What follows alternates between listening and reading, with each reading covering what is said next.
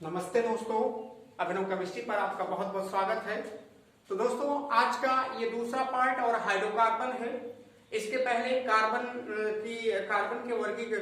कार्बनिक यौगिकों का वर्गीकरण करते हुए हम हाइड्रोकार्बन तक दोस्तों पहुंच गए हैं। तो देखिए, हाइड्रोकार्बन के बारे में मैं कल भी थोड़ा मोड़ा आपको समझाया था अगली वीडियो में, लेकिन आज जो है उसको फिर से पुनः आपको हम बता रहे हैं।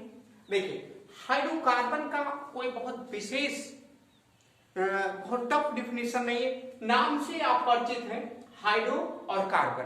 हाइड्रो का मतलब हाइड्रोजन और कार्बन का मतलब कार्बन, यानी हाइड्रो कार्बन में हाइड्रोजन और कार्बन से मिलकर जो भी यौगिक निर्मित होता है उस यौगिक को हम क्या कहते हैं? हाइड्रोकार्बन। लेकिन हाइड्रोकार्बन अपने आप में बहुत महत्वपूर्ण है दोस्तों। महत्वपूर्ण इसलिए भी है कि हाइड्रोकार्बन को हम ये मानते हैं जितने भी कार्बनिक यौगिक हैं उन कार्बनिक यौगिकों का जनक ही हम किसको मानते हैं? हाइड्रोकार्बन को। तो अपने आप में हाइड्रोकार्बन एक बहुत ही महत्वपूर्ण और कार्बनिक यौगिकों की एक तरीके से जान है हाइड्रोकार्बन। तो इसके बारे में हम पूरा विस्तार से और अच्छे से हम लोग पढ़ेंगे।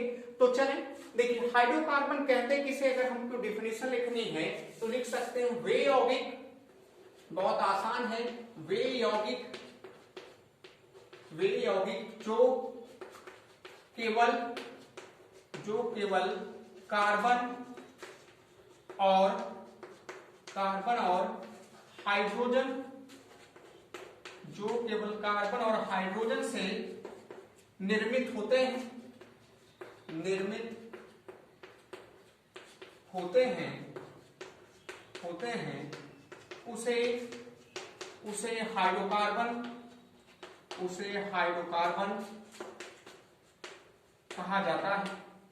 उसे हाइड्रोकार्बन कहा जाता है। यानी ये बहुत आसान है, कुछ है नहीं, जो इसमें डिफिनेशन में तो जान नहीं है, क्योंकि कार्बन और हाइड्रोजन से मिलकर जो यौगिक बना, सीधी सीधी बात है कि वो किसका यौगिक होगा? हाइड्रोकार्बन का होगा। अब अगर मैं इसकी डिफिनेशन लिखें तो डिफिनेशन में, ये डिफिनेशन तो है ही दोस्तों। एग्जाम्पल अगर हम लोग लिखें तो जैसे एग्जाम्पल में मेथेन आप लिख सकते हैं, एथेन आप लिख सकते हैं, एथीन आप लिख सकते हैं, एथाइन आप लिख सकते हैं, या ब्यूटेन आप लिख सकते हैं। तो ये सब जितने भी हैं ब्यूटेन में, यानी C4H10, ये देखिए दोस्तों, अगर मैं इसको लिखे मेथेन, एथेन, ये हो गया आपका क्या? एथीन या एथिलीन बोलिए, ये इसको एथाइन या एसिटिलीन बोलिए, इसको आप ब्यूटेन बोल सकते हैं। तो जितने भी आपके सामने ये लिखे गए सब में आप देख रहे होंगे कि केवल कार्बन और कौन है? हाइड्रोजन। तो जो केवल कार्बन और हाइड्रोजन से मिलकर बनता है उसे ही हम लोग क्या कहते हैं? हाइड्रोकार्बन। लेकिन एक बात ये भी मैंने आपको कहा कि अगर बात करें तो हाइड्रोकार्बन को हम कार्बनिक यौगिकों का जनक, हाइड्रोकार्बन को कार्बनिक यौगिकों का जनक भी कहते हैं। जनक का मतलब ये कि ज्यादातर, जनक कहते हैं ज्यादातर जो भी यौगिक कार्बनिक होते हैं वो सब किससे मिलके बने होते हैं? हाइड्रोकार्बन से ही मिलके बने होते हैं। इसीलिए हम कह सकते हैं कि कार्बनिक यौगिकों का जो जनक होता है उसे क्या कहा जाता है? हाइड्रोकार्बन कहते हैं दोस्तों। तो ये तो हो गई केवल हाइड्रोकार्बन के बारे में।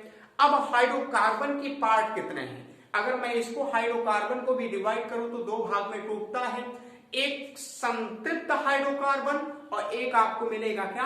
असंतृप्त हाइड्रोकार्बन। देखिए दोस्तों, अगर मैं इसको हटाऊं और उसको डिवाइड करें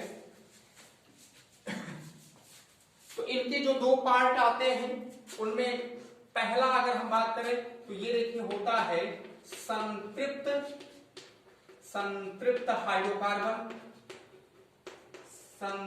हाइड्रोकार्बन, और दूसरा अगर हम लोग डिवाइड करते हैं तो ये होता है असंतृप्त हाइड्रोकार्बन। ये हो गए, इसके दो टॉपिक हो गए, यानी संतृप्त और असंतृप्त हाइड्रोकार्बन दोस्तों इसमें आते हैं।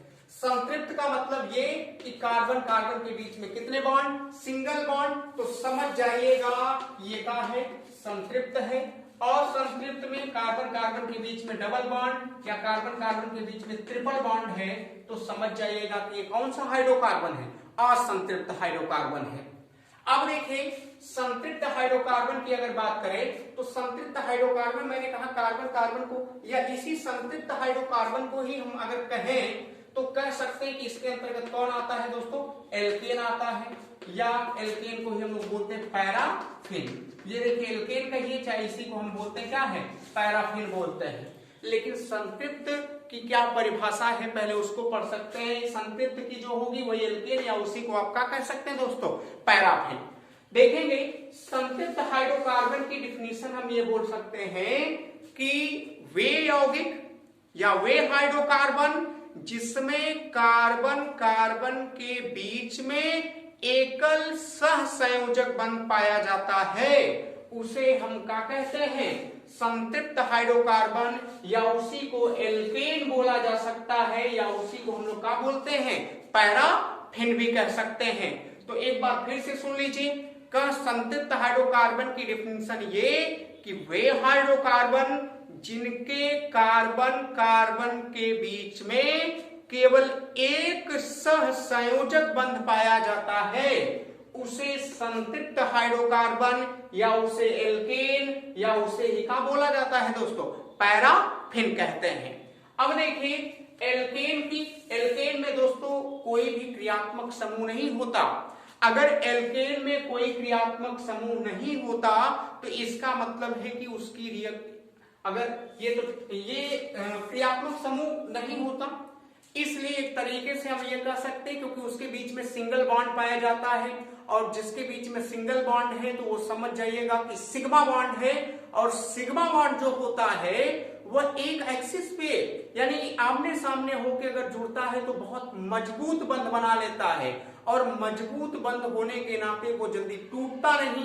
और अगर वो जल्दी टूटता नहीं है तो इसका मतलब है कि उसकी जो क्रियाशीलता होती है अब क्रिया करने की वो कम होती है, कम होती है। तो चलिए हम लोग ये तो क्योंकि पैराफिन में भी वो पैराफिन इसीलिए उसे कहा जाता है क्योंकि एल्केन की क्रियाशीलता बहुत कम होती है। देखिए एल्केन की बात करें तो एल्केन का दोस्तों सामान्य सूत्र अगर ये भी आप जानते रहिए, एल्केन का सामान्य सूत्र जो होता है ये हम लोग लिखते हैं, देखिए CnH2n +2 लिखा जाता है, जहां n बराबर अगर आप कार्बन की संख्या रख सकते हैं 1 2 3 4 ऐसे डाट डाट करके आप क्या कर सकते हैं, कार्बन की श्रृंखलाओं को रखते चले जाएंगे, यहां आपको फार्मूले मिलते चले जाएंगे। ये जैसे अगर यहाँ पे रखते हैं बच्चों, एक रखेंगे तो C1 2 × 1 + 2 यानी समेटेंगे तो यहाँ आपको CH4 मिल जाएगा जो कि किसका सदस्य है, एल्केन का है। या 2 कार्बन रखोगे तो C2 2 × 2 + 2 आ जाएगा, यहाँ C2 कितना हो जाएगा 6 हो जाएगा, जिसको एथेन पढ़ते हैं। तो कहने का ये मतलब है कि अगर हमसे कोई संतृप्त का पूछता है या असंतृप्त पूछता है तो बहुत आसान है कि